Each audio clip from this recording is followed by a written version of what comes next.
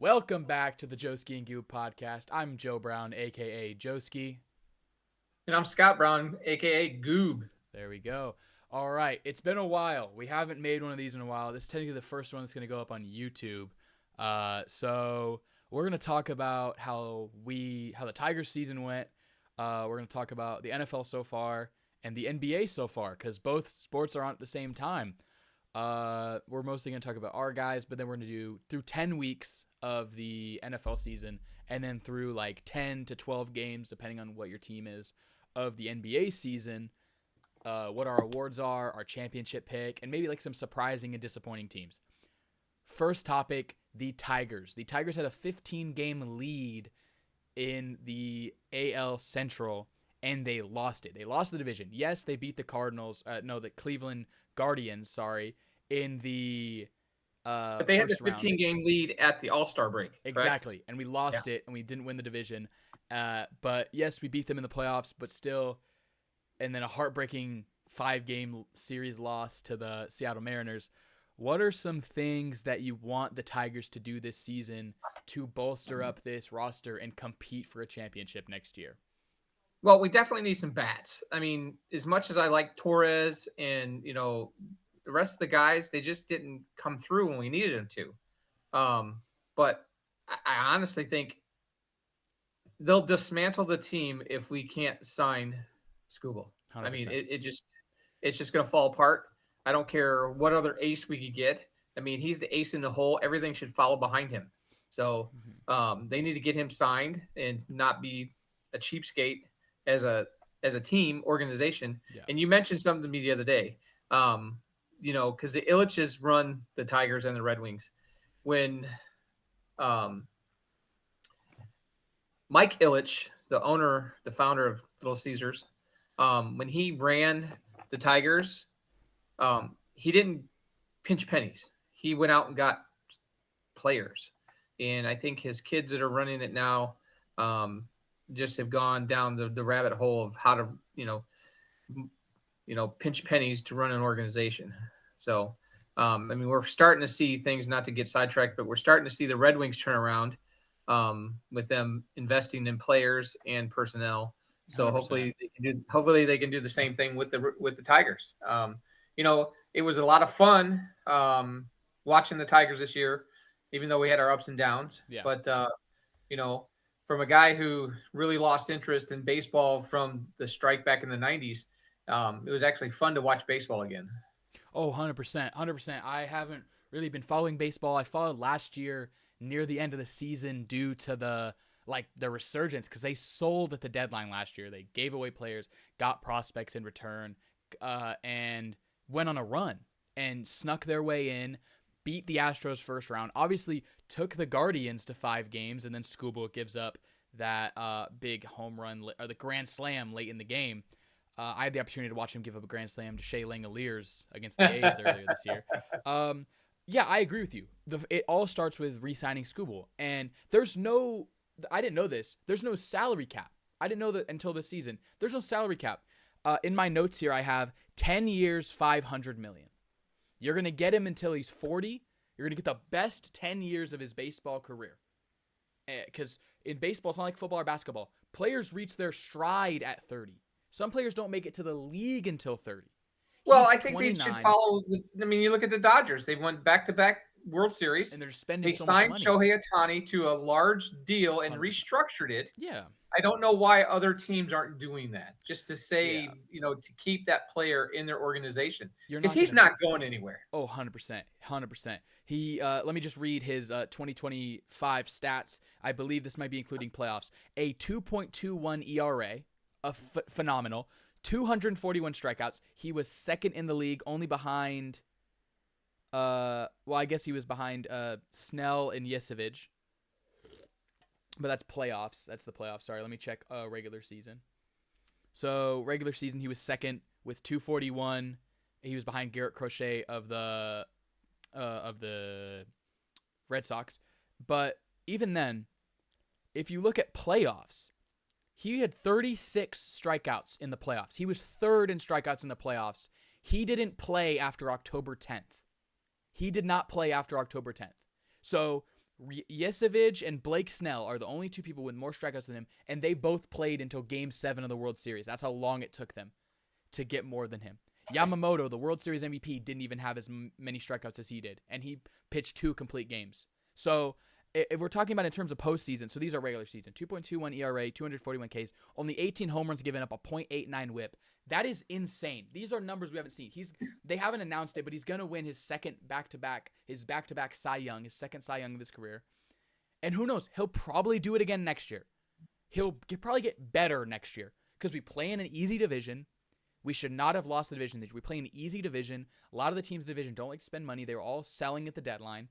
I firmly believe if we do that, we can do it. Kevin McGonigal, our prospect that we have in the minors right now, he's set to debut in 2026. He's very exciting. I've seen some of the clips of him. Max Clark is set to debut the year after, but if he's ready, he can come up. Didn't Skubal praise him, saying that he's made a statement out there saying he's ready? Yeah, he's ready to go. And I think over the offseason, sign Skubal, strengthen the bullpen. People don't realize we lost Jackson Jobe and Reese Olson early in the year.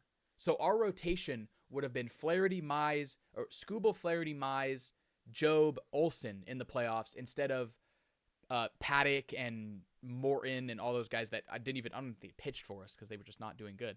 So that's 100% sign Skubal back. Sign Alex Bregman I believe on the Red Sox. We went for him last year. We offered him a 6-year deal. Didn't want him. The second baseman or shortstop? I believe he's a third baseman. I didn't really write it down here. Right. And I said the deal should be 5 years, $170 million. He's 32 years old. You're going to get him until he's 37. These are good baseball years. He played good baseball despite being injured last year. How'd he hit this year? I didn't follow him. He hit pretty well. He was injured for some of the year, but he hit decently well. I didn't write his stats down. I remember us trying to go after him last year. We went for him last year. He decided to do a 3-year deal with the Red Sox without an option. So I think he is up for us to maybe go sign him or get a good deal on him. So I think those are the 3 things I'd want to do. Strengthen the bullpen, extend Skubal, sign Bregman. And then get McGonigal ready to come up. Those are the things that if you do, you are a competitive team. I think the other thing too is we keep hearing about how well our farm team is. It's like, well, do we have any bats that are sitting down there that are just waiting to come up? Max Clark. Max Clark. He is. I've seen the videos. I'm all in. Him on the Seawolves. Him on the Toledo Rockets. Phenomenal. He's a great baseball player. And baseball's not my strong suit, so I'm not the best at talking about it. But I firmly believe he is a great player and he can do well for our organization. And I think we can continue to develop talent. Most of our guys are homegrown, developed talent, and that's what you need in this league. Hearing all season the fact that we got a farm team and that nobody wants to trade anybody. We didn't go after anybody at the deadline because we didn't want to give up any prospects. Yeah. So hopefully this pans out this coming season and see who comes up. Oh, 100%. I think that's all I want to say about the Tigers right now. Are we ready to move on to NFL? Yeah, I mean, it's not baseball season anymore. Let's move on. This is just what we missed while we were in baseball season. The NFL season. We are 10 weeks in. It's going too fast. First of all, it's going too fast. It just seems like it started yesterday. It started yesterday. It feels like we were just watching the first game of the year. It feels like we were just watching Eagles Cowboys, and now all of a sudden we have teams playing already 10 games in. Teams with bye weeks. I'm gonna stray away from doing game picks this week. I do that on my TikTok at Joe Sportsball on TikTok. I do game picks. But what I will say is we're gonna talk about some things. We're talking about our most surprising team. What is your most surprising team this year? I gotta say New England. I mean, who the heck thought these guys were gonna be contention for the AFC East? Drake May. I mean, the kid's legit. They went out and spent this offseason too. Yeah, but Vrabel has proven himself as a good head coach when he was in Tennessee. So, but he's got that defense. The thing about being a coach is when you have a team buy-in, they'll basically go out and murder for you. I mean, they would. Dan Campbell. Yep. Oh yeah. Detroit bites kneecaps off. But I had Patriots written down at 8-2 to start the year. I'm just saying, real quick. Let's throw this out there. My other team is the Colts at 8-2. No one expected that. Never. That's definitely up there with the surprising list. Who would have thought they would have? No one. Well, it just goes to show you when you have a good quarterback in the right system. Daniel Jones. He's in the right system. He wasn't in the right system in New York because you could see that coach is gone. Oh yeah. So I mean, I question that move too. I do question that move because they were competitive and he lost his wide receiver 1 and his running back 1, and his quarterback 1 was out. I get they had a lead and they get blowing some leads, but still, he's not a good coach. I don't think he's a good coach. I think they should have fired him last year. I don't think this is not the time to fire him. Give him till the end of the year. So when do you pull the plug? They should have pulled it either last offseason absolutely. or this They should have offseason. pulled it last year. Mid-season ruins the momentum that their young guys have. But playing in New York, I don't care which New York team you're on. It's always a challenge. 100%. 100%. I just want to say here, make this note. I put this in my thing. The top 4 teams in the AFC are the Colts, the Patriots, the Broncos, and the Steelers. Am I 10 years old again? Are we back in the era of Brady and Manning and Andrew Luck and Ben Roethlisberger? Are we back in that? Like, it's kind of fun. Like, because, like, teams get better over the time. Teams get better. But the fact that the teams that are getting better and that are at the top are the teams that were at the top a decade ago, is it fun to see that as someone, you remember fondly those days? I remember it a little less because I was younger. Is it nice? Is it funny to see that at least? Yeah, because I'm sick and tired of the Kansas City Chiefs. They're still. I'm a Raiders guy. That's what I'm saying. So you can never count them out. Well, no, but it's nice to see them struggle. Yeah, it is. That game against the Lions was rough. I don't want to. Let's not go down. I'm not going to talk about it. I'm not going to talk about it. I'm not going to talk about it. Talk about the umpires and referees, man. So we've gone through our most surprising teams. Who are the most disappointing teams so far this year? For me, Vegas. 100%, I mean, the Raiders. 100%. We brought Pete Carroll in to basically resonate this team, and nothing's happening. So. Yeah, I had them written down too. They are an abysmal 2-7. They beat the Patriots week 1, which probably gave you hope because you're like, oh, Geno didn't play too bad. He's got all these weapons. He's spreading the ball. Well, I don't want to blame Geno too much for the fact that he doesn't have a line to protect his butt. Oh, not at all. But I'm saying week 1, Geno looked great. He passed to 7 different guys that game. And, and everybody suffers from injury bugs, but man, they just suck, man. It's so depressing. I mean, they keep moving to city thinking that they're going to change their luck and they don't. So do you think in the draft and in the offseason, do you think they sell out to go for an offensive line? Do you think that's the one really thing they need to do is go offensive line? Yeah, and I don't know if they need to do it in the draft. I mean, I think they could do it in free agency like everybody else does, but they definitely need to get an offensive line to protect Geno and to be able to open holes for Gentry. Gentry is just, an amazing running back with, like you said, you go back to that Patriots game where he ran all over them. We're like thinking, yeah, this is going to be a good year. And then somebody let the air out of the tire. Yeah, so Genty's been a really good surprise for me. And just so I can differ from you a little bit, I don't want to just say everything you're saying. I also had written down here, the Atlanta Falcons are always just so disappointing. 3-6, they have. I didn't even think about the Falcons because I've got Bijan Robinson in my fantasy team. He did good. Thinking he was going to be doing well, and they fell flat on their face. I and they honestly, still keep riding Penix. It's like, are you kidding me? I think Penix, you have a first-round quarterback, a first-round running back, a first-round receiver, first-round tight end, a decent enough O-line, but it's the same thing. It's the reason they fired Arthur Smith. You have Bijan Robinson, and you're like, yeah, let's give the ball to Tyler Algier. No. Give the ball to Bijan Robinson. Give the ball to Drake London. Give the ball to Kyle Pitts. It's their play callers. It's 100%. Like, they got it. Same with the Raiders. Chip Kelly. Chip Kelly's not a good play caller. Don't even get me started on that, dude. Yeah, no, it is rough for both of those franchises. Hopefully they can turn it around. There's still time. 2-7 and 3-6. It makes it almost impossible. But I remember a year where my Lions started 1-6 and finished 9-8, almost made the playoffs.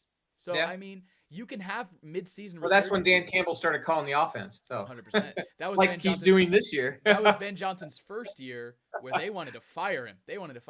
Also, hey, for a surprising team, I'll give an honorable mention of the Chicago Bears. Ben Johnson started shaky, but he has got those boys rolling. I'm honestly scared to play him Week 18 if they're fighting for a playoff spot and maybe we're fighting to win the division with the Packers looming and the Bears even looming. Sorry, the Bears aren't even playing for a wild card. The Bears are second in the division right now. They might be playing for the division Week 18.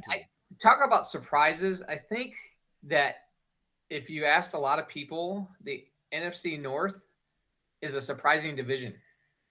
Uh, they I think it was surprising just because of they did it last year. It was the most competitive division in the NFL last year, and everyone said, oh, they're not going to do it again. That's going to be the AFC North. The NFC South is going to be competitive, even though they're not that good. No, the NFC North is by far and away maybe arguments for the AFC West if the Raiders weren't in there, because the other three teams in the AFC West are amazing. Even the Vikings are competitive. They beat the Lions. They beat the Bears. Like they're competitive. So I fully think that. Jay McCarthy. Yeah, I mean he struggled last week, so you really Yeah, don't know what you're getting. You're either getting the yeah. best version of him or the worst version. It's Well, I mean, for him to walk into Detroit and just slay us, I mean, come on. practice squad defense. We won't talk about Yeah. that. And now we're gonna move on to some of our surprising players. I have three actually, but you want to say yours first? I'll say surprising players. So for me, I picked Daniel Jones That's my because, first like I one. mentioned before, he went into a new offense and a new team, got a fresh start, and that's what some players need. I think I didn't realize that he was that good of a player just because of what he showed us in New York. Oh, 100%. But and then my other one is Matt Stafford. I mean, he's balling in Oh LA my MVP for as talks at old as like 80 years old. Yeah. for as old as he is. The Rams are right up there. So I mean, we're going to the Rams Lions game next month, so that should be interesting. Oh my gosh, Stafford gunslinging, Goff gunslinging. That's gonna be fun. We Well, gotta I do a think it's podcast over that. I didn't realize the hype for the game for the fact that those were the two quarterbacks that got switched and how they're doing in both for both teams. And right now the Rams have won the trade. In my eyes, they got a Super Bowl out of it. They have won the trade, and they Oh, are still absolutely. getting good football. And Yeah. they did a very fast rebuild after that 2021 season. They had a down 2022, but then 2023, 2024, competitive. They were very competitive. They made the playoffs both years. So they have done such a fast rebuild, and Stafford hasn't lost a step. We'll get to Stafford. I have his stats written down later. But just going back to Daniel Jones, 2,600 passing yards, first in the NFL, 15 passing touchdowns, 7 interceptions. Keep in mind, 3 of those came in that game where he kind of turned back into a pumpkin and played bad against the Pittsburgh Steelers. 7 interceptions, 101.6 quarterback rating, and a 69.9, we're 70% completion percentage. That's a very good quarterback. I like Jonathan Taylor. Everyone's going Jonathan Taylor, just Jonathan Taylor. That he's the reason they're winning games. But also, oh my gosh, Daniel Jones. Where was this in New York? It kind of goes to show sometimes it is the franchise. Yeah. You just got to get out of it. Yeah. And I fully believe in that. And then I just because I know a lot of NFL discourses around quarterbacks, so I'm gonna give some shout out to 2 running backs who have surprised the hell out of me this year. Rico Dowdle, 788 yards, third in the NFL. He's third in the NFL in rushing yards. Keep in mind, he has been splitting reps and was only RB1 for 2 games.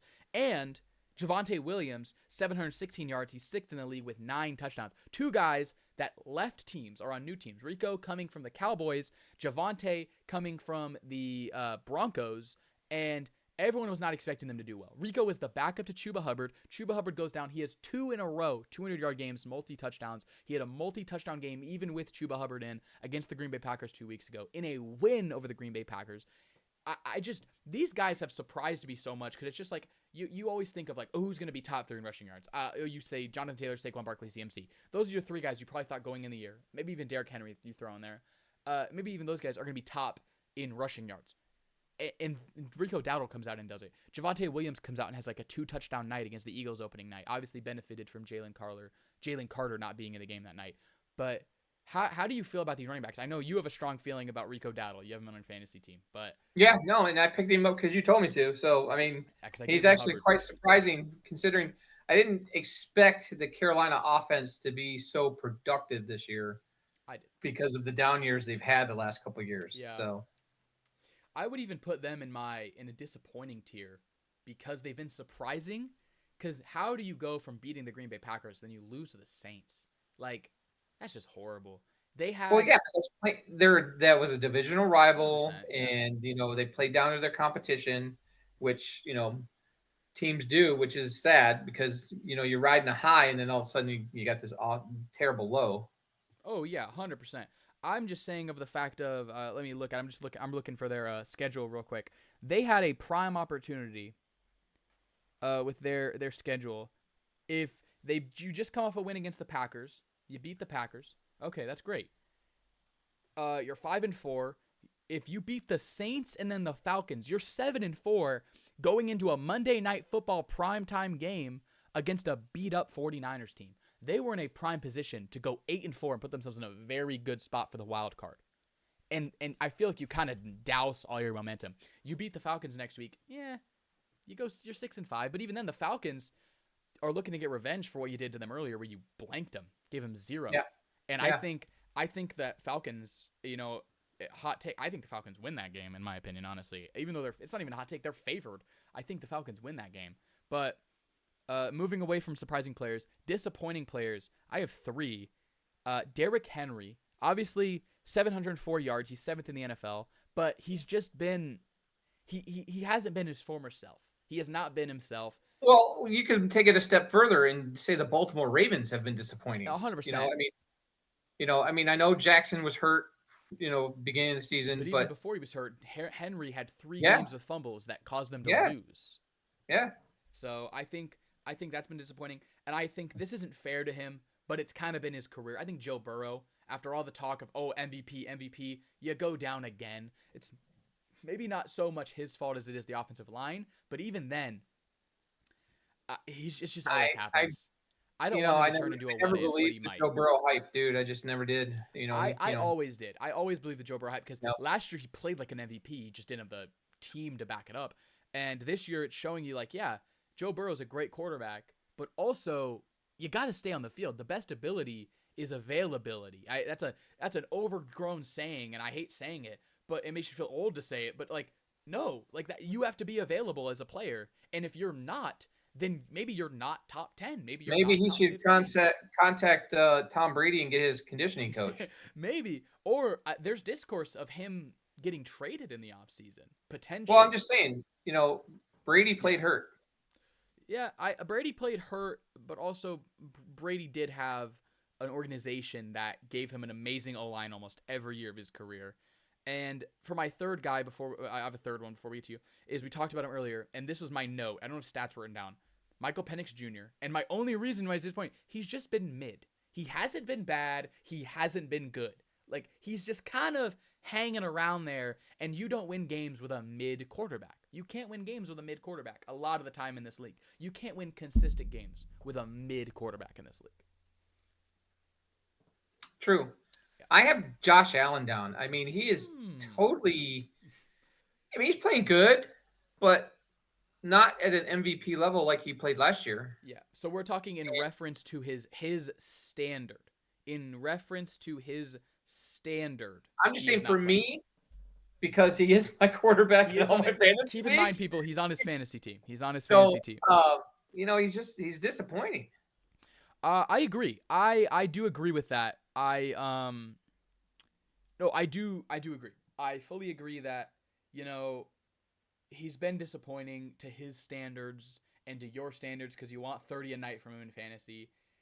He's playing hero ball a lot and it works. But also, we're kind of seeing this year with Mahomes, with Lamar, with Josh Allen, the bad end of that.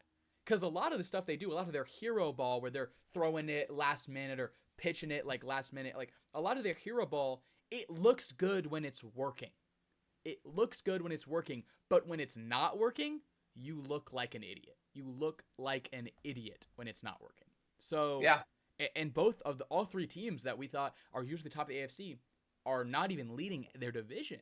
The Ravens are 4-5, but are in second because of a weak AFC North this year, with the Steelers being number 1 at 5-4. The Bills are second in their division, just lost to the Dolphins, just got everything just smacked on Sunday, just done, completed, done from all angles.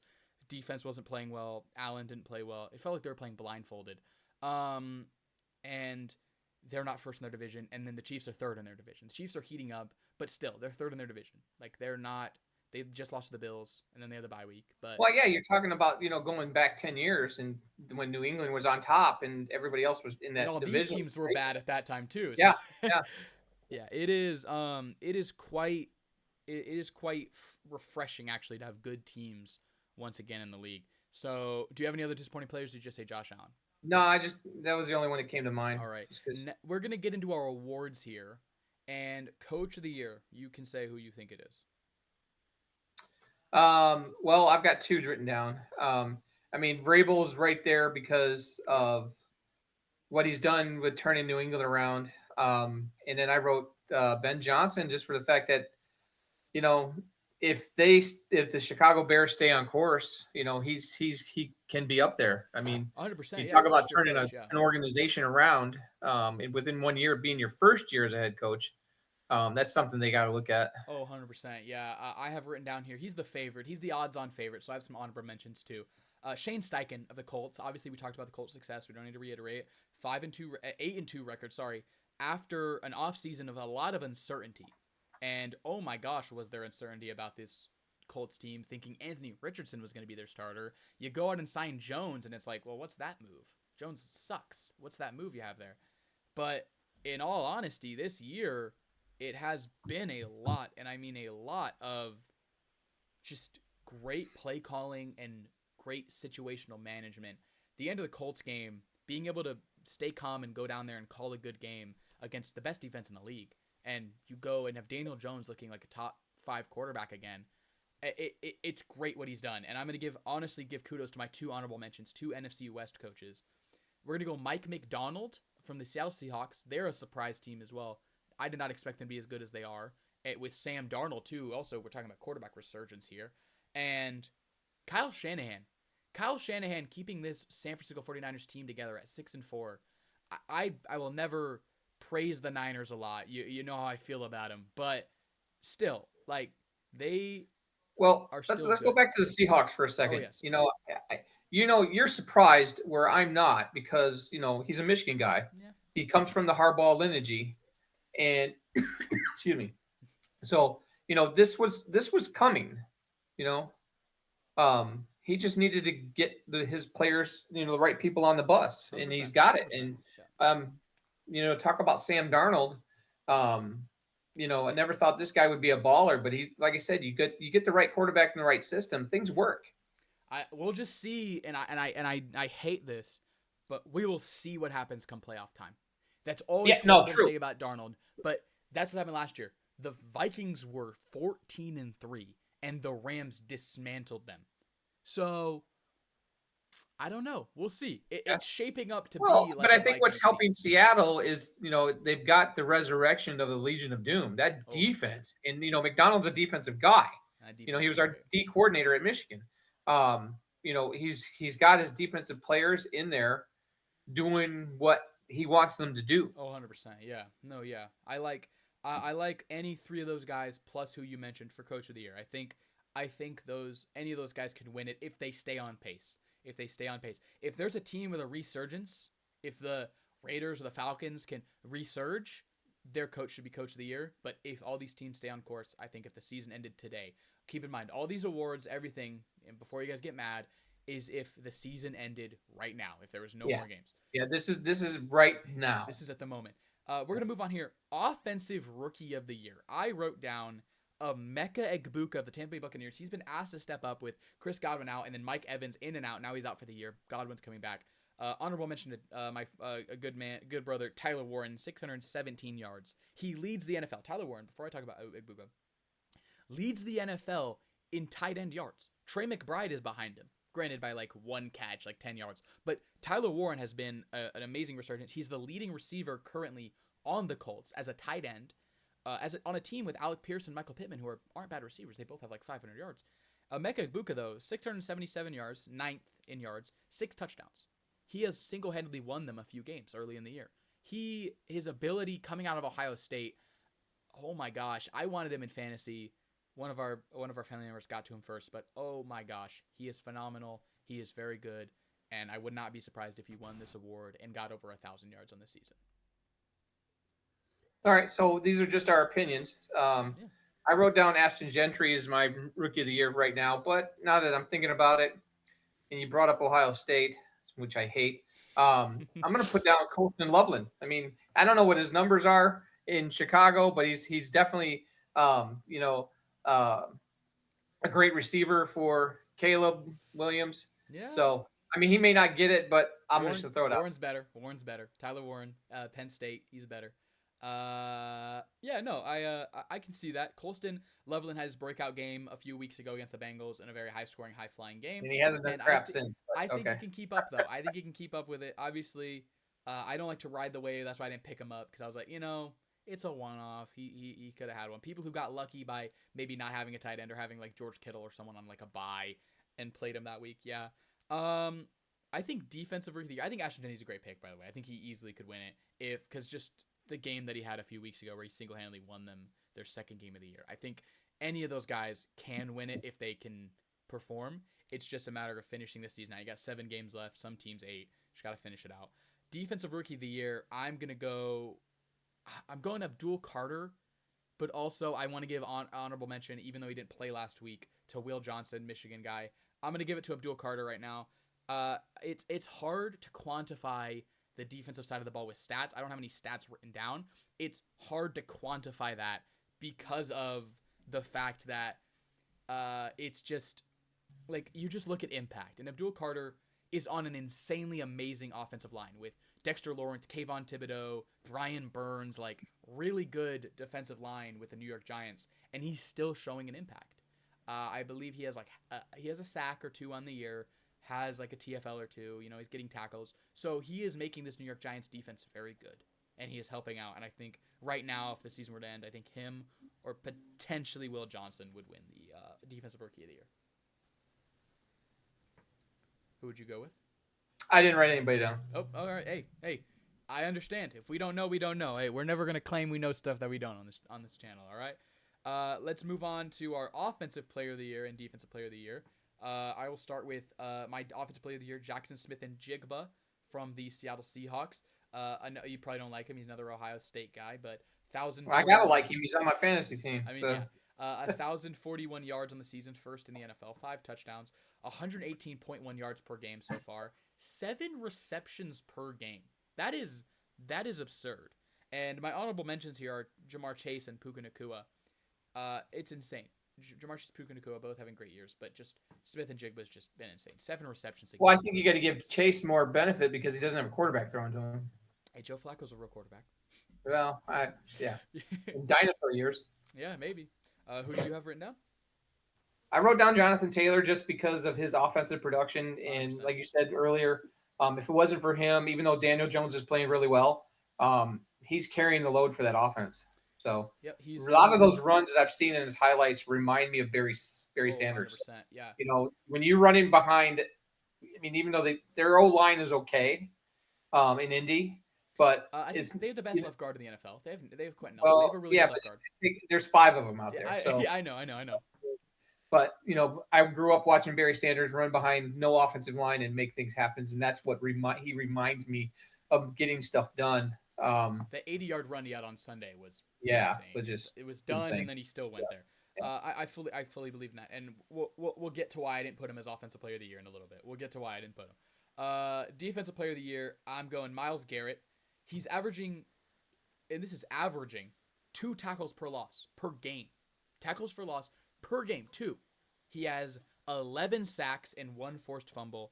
My honorable mention is Brian Burns, who also has that many sacks, I believe. But that is just, that's utterly insane.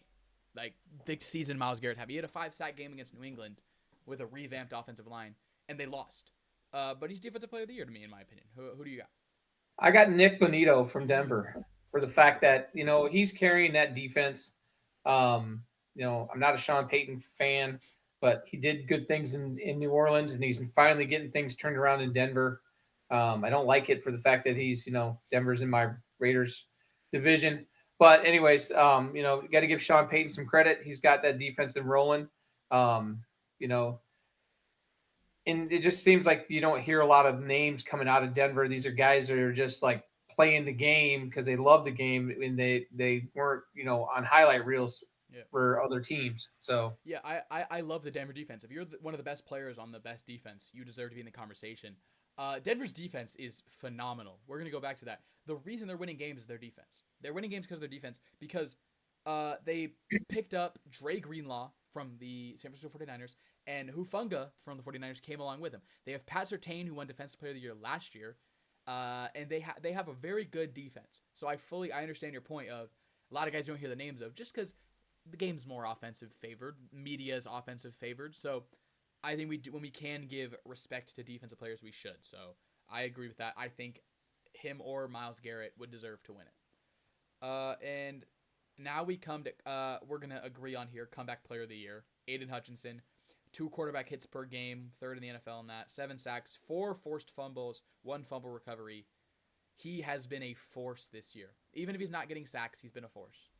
Well, you just got to give the man credit. I mean, I'm just like, because he's a Michigan guy, he's a Detroit guy, grew up there, grew up in Plymouth, Michigan.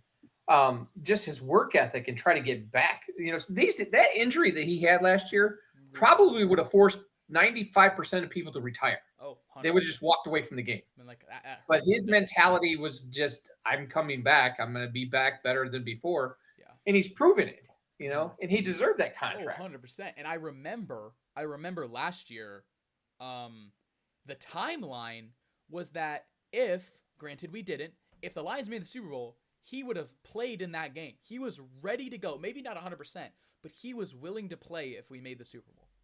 Yeah. Which was insane. Let's hope we make it this year. But oh my gosh, that is insane. Yeah, I agree. Comeback player of the year easily. And now we go to the main award, the MVP, and continuity errors here. Spoiler alert. I know who he put, so you can go first. I start with Drake May just for the fact that what they're doing in New England, but I also put in Matt Stafford for what they're doing in LA right now is freakishly scary. Yeah. So talk about they've put every team, and they're playing in a really good division. They've got Seattle and San Francisco. Mm-hmm. They're in Arizona's when they want it. Yeah, but the fact of the matter is that they're putting the NFL on notice, saying, "Hey, we're here. We're still good." We're still good. So yeah, I fully agree with you. I think I think it's gonna go to one of them if they continue where they're at. I think you have to. I just think, and I don't like it. I don't like that it's become a quarterback award. But the voters are gonna give it to a quarterback most likely. Well, come on, man! It's the same thing in the college game for the Heisman. It's a quarterback award. It's a quarterback. Just talk about the insanity that these two guys are doing. Drake May, 19 touchdowns to 5 interceptions, with I think 2 rushing touchdowns, and third in the NFL in passing yards. I think he leads the league in completion percentage, around 75% completion percentage, which is totally insane, through 10 weeks. Which I don't recall him ever doing in college. He was good in North Carolina. I thought he was actually really good coming out of the draft. I would have picked him, and I guess maybe this is bad to say now. I thought he was going to go over Daniels. He was supposed to go over Daniels, but the Commanders were like, we're going to take Jaden Daniels instead of Drake May. And the Patriots were like, all right, we'll take Drake May. Let's go. 19-5, third in the league in passing yardage. Matthew Stafford, 4th in the league in passing yards. 25 touchdowns to only 2 interceptions. Four straight games of 4 touchdowns, no interceptions. He had 5 and then 4 and then 4. He's dismantling offenses. And yes, he has really good receivers, but he's dismantling offenses, which is insane to see for a quarterback who going the year they thought was not going to play. I think he's got a chip on his shoulder because I think a lot of people washed him up 2 years ago. Back injury, said, man, this guy's done. He's over with. Yeah. So, but you got to give him kudos for coming back. You want to talk about comeback player of the year. As much as we love Hutch, you got to put him up there. He just didn't get injured last year. Like, he was lingering last year. But it's got to be, you got to be seasoned. The question was, he recovered last year? Oh, 100%. Yeah. My MVP, Jonathan Taylor. Running back Jonathan Taylor. The last running back to win MVP was Adrian Peterson, and I believe 2012 he had 2,000 yards, 12 touchdowns. Jonathan Taylor, 1,139 rushing yards through 10 games, first in the league. 140 rushing yards per game, I rounded up. 17 touchdowns, first in the league. 260 receiving yards. So he's getting involved in the receiving game too. He has multiple, I think 3 touchdown games. 3 touchdown games. That's unheard of. So his 4 3 touchdown games are enough to have as many touchdowns as Adrian Peterson did in his MVP season. If the Colts, this is the only way, in my opinion, the only way they will give Jonathan Taylor the MVP. If he cracks 2,000 yards, which is 900 yards in 7 games, might be hard. If he cracks 2,000 yards with 20 total touchdowns, which only needs 3 more, and if the Colts win the AFC, if the Colts are the number 1 seed in the AFC, you have to give the MVP to Jonathan Taylor. You have to. No matter what the LA Rams or Patriots do, if the Colts finish above the Patriots and with a better record than the Rams, you must give it to Jonathan Taylor. The voters will literally have no choice to give it to Jonathan Taylor in that situation. So I think it has to be a perfect situation, but I think that can happen. The Colts are on a bye week this week, and the next week they play I'm the agreeing Chiefs. with you in the sense that if he can put up those numbers, because Drake May and Matt Stafford, even though they're putting up decent numbers, if he puts up those numbers for touchdowns and yards, you'd have to give it to him. You got to give it to him. And I also believe I would take if it's not Jonathan Taylor, I would take Drake May over Stafford. Stafford's great, but May is playing with less help. And I think obviously people don't like the discourse because last year Josh Allen won it, and people thought Lamar should have won it, but then the year before people thought Josh Allen should have won it, but Lamar won it because they gave it to the person who had less help. And I think that should be it. It should be given to the person who has less help. It's not the best player of the year award. Best player of the year, if we're going stats wise, would be Matthew Stafford or Jonathan Taylor. But most valuable, the most valuable to their team is Drake May. Drake May has thrown touchdowns this year to Stephon Diggs on the back end of his career, to Kayshon Boutte, to Kyle Williams. He's had the carousel of running backs with Ramondre Stevenson with his fumble issues, Travion Henderson, Antonio Gibson going out for the year, Ramondre Stevenson getting injured, Will Campbell getting injured for a game. Like, he has had so much stuff go on, and yes, he has an easy schedule, but he's beat the good teams. They beat the Bucks. They beat the Bills. He's beat the good teams. And I never like the narrative of, oh, well, I want to see what happens when he plays the good teams, but then when he plays the good teams, try to discredit that. Like, oh, I want to see him play a real team. He played a real team in the Buccaneers, and he beat them. He played them, and he beat them. So I think if it had to end today, Drake May would be your MVP. I think it should be Jonathan Taylor, but it will probably be Drake May. Or maybe Josh Allen locks in and has an amazing 7 games, and they just give it to him again, because why wouldn't they do that? Not happening. Nah, I don't know. And now for my Super Bowl pick. It might surprise you. I'm not going to be a homer here. We don't do biased reporting. If I genuinely thought, this isn't what I hope for. This is what I genuinely think will happen. I believe the LA Rams will beat the Buffalo Bills in the Super Bowl, and Matthew Stafford will retire a 2-time Super Bowl champion, securing his place in the Hall of Fame. I think that is what will happen. I like that. I only went with what ChatGPT said. So it's not. What did you say then? I put the Bills versus the Lions. So all right. And who do you think's gonna win? As of right now, if we're talking today, Lions would take down the Bills. 100%. I mean, after what we saw last weekend with Dan Campbell calling the plays, that offense is humming, baby. Yeah. So, and I mean, we're hurt defensively in the secondary again. Yeah. So hopefully we can get healthy by that time. Hope so. Yeah. Yeah. So we but both gotta give these guys who come out of nowhere for You can keep talking. My light fell down. The guys that are in the secondary for Detroit right now. I mean, you talk about no names. I mean, no one even knows who any of these guys are, but man, they're balling. It's the Legion of Whom. The Legion of Whom. Yeah. Legion of Whom, the Legion of Whom. Yeah. So, no, yeah, I agree with that. I think all those takes are very valid. I think all of them could happen. We shall see. We're going to see how it unfolds, and real quick, I think we should just, rapid fire. So we can get your take on it. Obviously, I'm going to have my picks, but so we can get your picks on it, I would like to ask, let's rapid fire here. Thursday Night Football, Patriots, Jets. Oh, Patriots, dude. Commanders, Dolphins. With that being said, it is a divisional game. Yeah, could be Who knows, game. But I just don't see the Jets happening. Oh, not at all. The Jets have won 2 in a row, though, so maybe. No. Commanders, Dolphins. Overseas. I don't know. The way the Dolphins played the Bills, if that team shows up, yeah, they're beating the Commanders. Panthers, Falcons. The fact is the Commanders are struggling right now, and 100%. They just got throttled by Detroit. So 100%. Panthers, Falcons. I'm gonna go Panthers, man. They're just playing good ball. I mean, their running game in Atlanta can't stop anybody. Oh, So 100%, yeah. All right, and this is going to be one of the best games of the week. Buccaneers Bills. to be honest with you, the way the Bills have been playing, I think the Bucks could take them. Mayfield could take them down. 100%. All right, let's go. Chargers Jaguars. Um, I'm just gonna go Chargers just because of Harbaugh. Yeah. Bears Vikings rematch of week 1. Well, we need the Bears to beat the Vikings because we beat the Bears, but we lost to the Vikings. Yeah, but the Bears would improve to 7-3, which means we'd have to win, or else the Bears would be number 1 in the division. We're not losing. All right. Packers Giants. I mean, not to go off of that, but Philly's ripe for the pickings. So, and plus we're playing on Sunday night. So we'll see. Packers Giants. I'll go Packers, even though they lost to the Eagles. I think.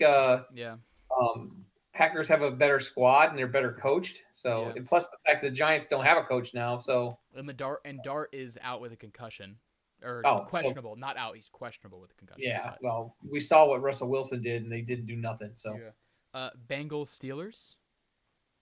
Steelers, man. I mean, come on, you can't root against Aaron Rodgers. Yeah, I mean, Joe Flacco versus Aaron Rodgers Part 2. We get a Part 2 of that. Texans Titans. Didn't they pull Flacco out from bagging groceries? I mean, come on. I mean, yeah.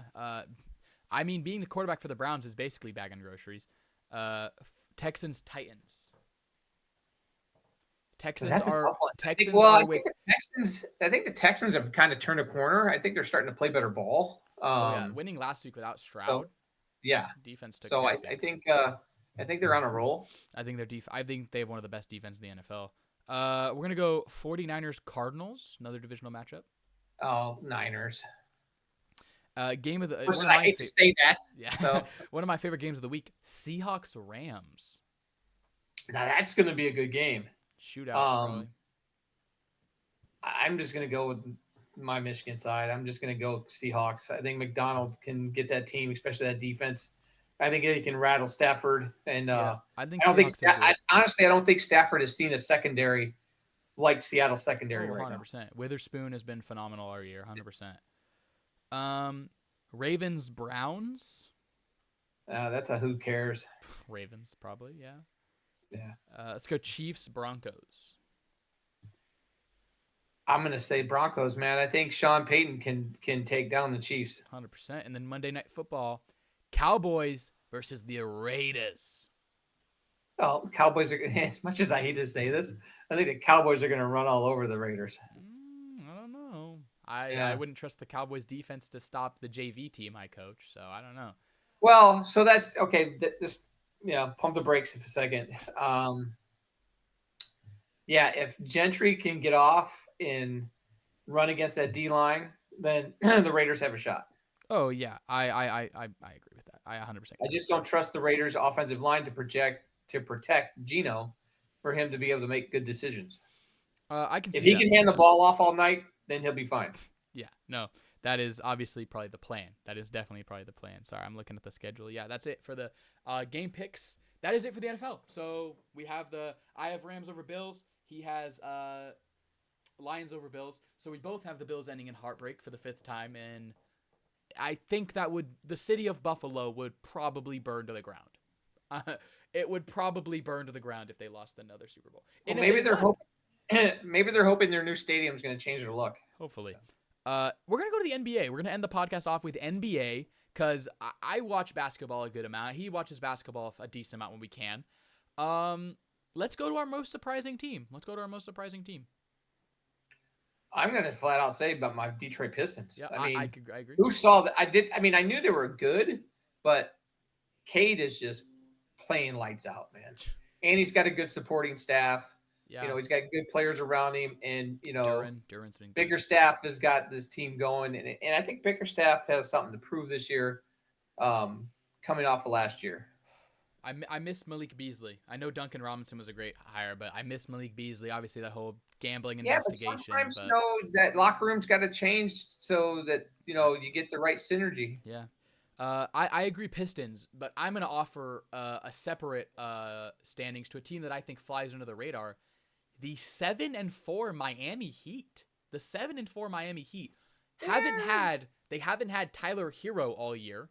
And Yeah. then the last, I believe, 3 games, two or three games, they haven't had Bam Adebayo either, and they won both of them. That last night, that crazy game against the Cleveland Cavaliers, one of the best teams in the East. I think the Heat have been my most surprising team in my opinion, just because like the East is wide open this year. Halliburton's injured. The Pacers are done. They're 1-9. Celtics are done. Celtics aren't done, but I think they're not on the Yeah, but caliber they're that not they the have been. powerhouse that they were. The Knicks are one injury to Anthony Towns or Brunson away from losing everything, even with their new coach. But I think the East is open, and I think a new team could potentially take down the dynasties of the Celtics and the Knicks being there. I fully believe the Pistons can win the East. I don't want to be biased, but I think the Pistons can win the East. And disappointing teams. Do you want to go first with your disappointing teams? Yes, Sacramento Kings, man. I mean, the talent they've got on this squad, 3-7. Can't get it together. It just shows you that you can have all the talent in the world, but if you can't play together, you're not going to win games. And I'm going to go an opposite way, even though there aren't expectations for a team that was a lottery team last year. The Dallas Mavericks. The Dallas Mavericks last year made the most shocking trade in the history of anything and traded away Luka Doncic for Anthony Davis.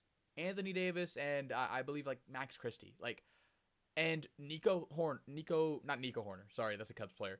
Nico Harrison, the freaking guy from the Mavs, the GM said, defense wins championships. Defense is the reason why they got Anthony Davis. He hasn't played this year. And he's out of a job. He hasn't played this year. So Anthony Davis, the defense can't help you if the player isn't on the court. So I didn't know why you would trade for an injury-prone old superstar and trade away your 24-year-old MVP candidate. I'm not even a Dallas Mavericks fan, and because he got the draft pick. He got the draft pick, but you got Cooper Flagg, who you've forced him to have the team on his back, and he hasn't delivered. He has missed 2 game-winning shots this year, like he did at Duke. Against Houston.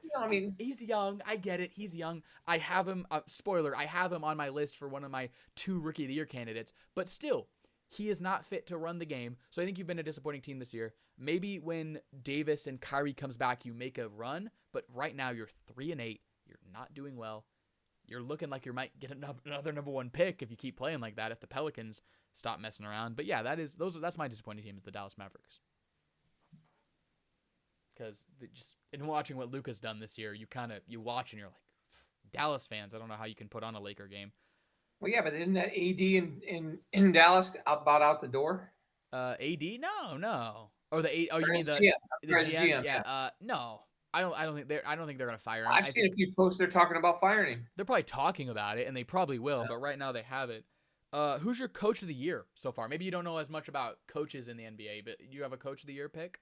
Well, I am biased, and I'm going to talk about B.J. Bickerstaff. I mean, well, look what he's done in Detroit.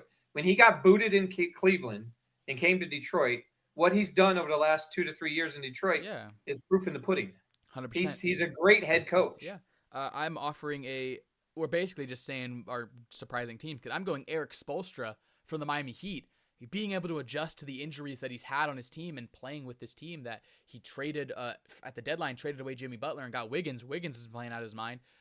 Jaquez Jr. has been playing out of his mind. Like losing Duncan Robinson and he goes to the Pistons, and being able to stay 7-4 and compete with good teams. You're not just beating up on bad teams. But is he really coaching that team, or is the GM running that team? No, Eric Spoelstra is coaching that team. He is doing a phenomenal job this year. Okay. I think he has been very good this year. I think he's been very good. Coach of the year, Eric Spoelstra, as of right now. Rookie of the year, I have 2. You can say yours because I think I know what one of yours is. But I have my. I'm going Cooper Flagg if he can get things going for the Mavs. But my second one that I think may end up overtopping him is because he's on a team that's underrated is Con Knuppel. From Charlotte. Yeah, that's a good pick. I forgot he was a rookie.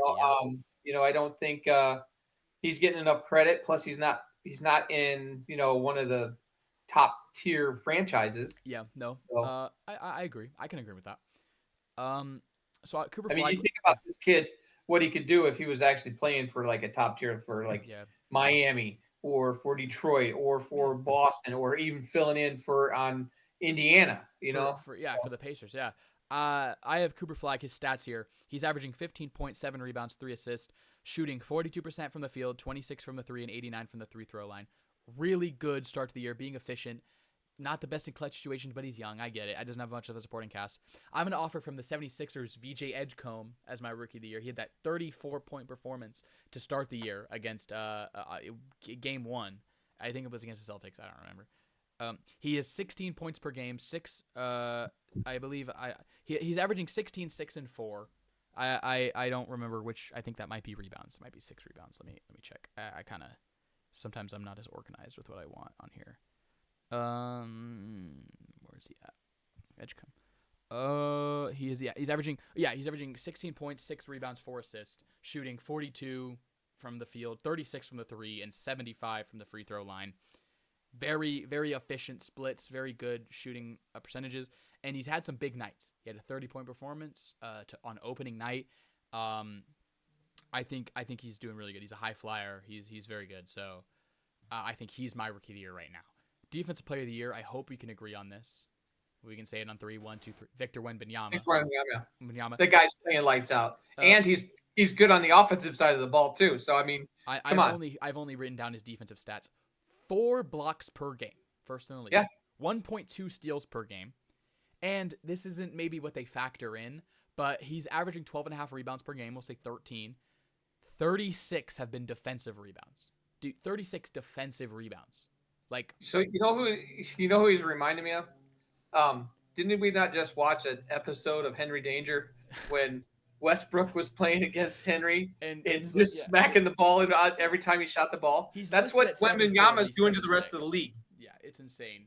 You can make grown men who are taller than who would make me look like a little kid. You make them look like little kids. All right, so let's do a side note here.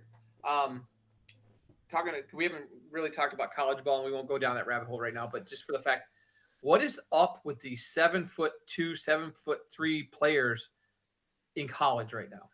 I mean, there's got to be at least 3 of them. I know one of them's on Michigan, and then I can't think of where there's a 7'3" guy. Florida has got a guy. I mean, what are we feeding these kids? I don't know. I think people are just getting taller. I don't know. I think that's just over time. Well, I think the NBA should look at upping the rim. No. that makes it harder for. We should make it a 12-foot rim. 12-foot rim. No. Maybe, I mean, Wembanyama can just stand and just dunk. Oh, yeah, I know. Yeah. No. I don't think if we upped it to 12 foot, I don't think SGA would be able to dunk. But yeah, well, we don't need to talk about him. MVP. Who's your MVP right now? Well, you don't want to talk about him. Are you saying SGA is the MVP right now? As of right now, I mean, the season's young. There's a lot of game to be left to play, and this is just opinions.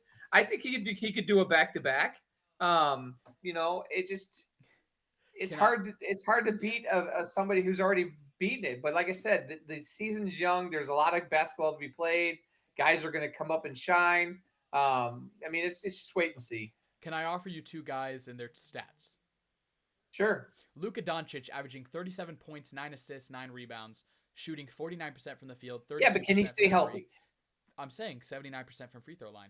But can I offer you someone else? And I want you to guess who this is. 25 points per game, 13 rebounds per game, 12 assists per game, shooting 64% from the field. Not from the free throw line, from the field. 35% from the three, and 87% from the free throw line. Do you want to guess who that is? Cade Cunningham. Nikola Jokic from the Denver Nuggets. He's averaging a triple-double, and he's shooting 64% from the field. Wow. With Jamal Murray always questionable, dealing with an injury. Aaron Gordon's been dealing with an injury, and they're 7-2. They're winning games. Nikola Jokic could win his freaking 3rd, 4th MVP. Right. He should have beat Joel Embiid that year, but still. I think SGA could obviously win it, but voter fatigue is real. I don't think people want a back-to-back NBA. Who is your current NBA championship right now? It's a young season, but as of right now. I'm not going to go against OKC. I mean, they've got the nucleus of a team to do a back to back. Yeah. Um, Yeah. I mean, and when you're the champ, You play with you're more the champ confidence. until you're knocked off. You play with more So confidence. Yeah. yeah. I can see that. I And that fully team can is see still that. young. So Season is still very young. Right now, I believe, and I'm gonna book it right now. We're booking it right now. I'm booking a heartbreak. I'm booking a heartbreak right now. The LA Lakers are not even at full strength yet. They haven't had Reeves, LeBron, and Luka on the court at the same time. And they have DeAndre Ayton. They finally have a center. And they have young pieces that can play very well. LaRavia from the Kings. They have young pieces. And they have Jackson Hayes who can still fill in as a backup center. They aren't even at full strength and they're 8-3, blowing teams out of the water. I think, and I'm going to say this right now, it may change. We'll do a midway point. Keep in mind, All-Star break, we'll do a midway point check-in on our All-Star break podcast. The Lakers are going to beat the Detroit Pistons in 6 games. I think the Pistons get there, and they get the East. Bringing back an old school rivalry. I Yeah, think they get through. The Bad Boys versus the Lakers. I think they get through. I think they win. I think the Pistons win both of their home games, or the first 2 home games. I think it goes 2-0, then 2-2. I just think the Lakers overpower them games 5 and 6, and I think we get heartbroken. But I think we're still a young team, and I think we make that next step. And I think we win. I think we lose 4-2. I think the thing that's going to hurt the Pistons is we don't have a solid center. Jalen Duren. He's a double a night. I know, but can he stay consistent? He used consistent last year. I think he was consistent last year. I think he's pretty consistent. We'll see. That's all we have for today. Do you have any final thoughts, closing thoughts before we do? I would like to be back next week on Tuesday. No, this will be a weekly done. We're done to do this weekly. One, yeah. I would just like to shout out to our other formats. I mean, so it's Joski and Goob on Facebook, Joski and Goob on Instagram, Joski and Goob on TikTok. Should be. So if the name's available, I haven't made the account yet. If the name's available, Joski and Goob on TikTok. I thought, okay, you said you had it done. But anyways, I'm sorry, I forgot. No, we would appreciate some feedback. We want some contrast to this. We want people to, disagree with us and give us some feedback so we can feed it, and put it back in our content. And this is gonna be Joski and Goob on, I believe on YouTube. This is gonna be the name on Joski and Goob on YouTube. You're watching on YouTube right now. Joski and Goob on YouTube. If you're here, you might be confused why you're already subscribed. I changed an old channel to Joski and Goob so that we can upload long videos, because new YouTube channels can't upload long videos. They have to stay below 15 minutes. So I just changed an old channel to Joski and Goob so we can have that. So thank you. So you're welcome for that. We now have subscribers that maybe don't even know who we are. If this is in your inbox, it's me. So yeah, so if you guys want to stay followed, you can. If we're waiting for ESPN to pick us up, so maybe they will, maybe they won't. You never know. All right, that is it for today's podcast. This is unfiltered, unedited. We don't do anything. Any pauses, any mess ups, any freaking looking at our phones, any drinking our Coke. We like to keep it simple and authentic here. And father-son podcast. We didn't say at the beginning. We're father-son. This is my dad. He's in the other room right now. Sorry to break the continuity. He's in the other room right now. And yeah, so thank you guys. You could have told him I was across the country. You know, should have to say. Thank you guys so much for being with us today. Joski and Goob signing off. Peace out. Peace.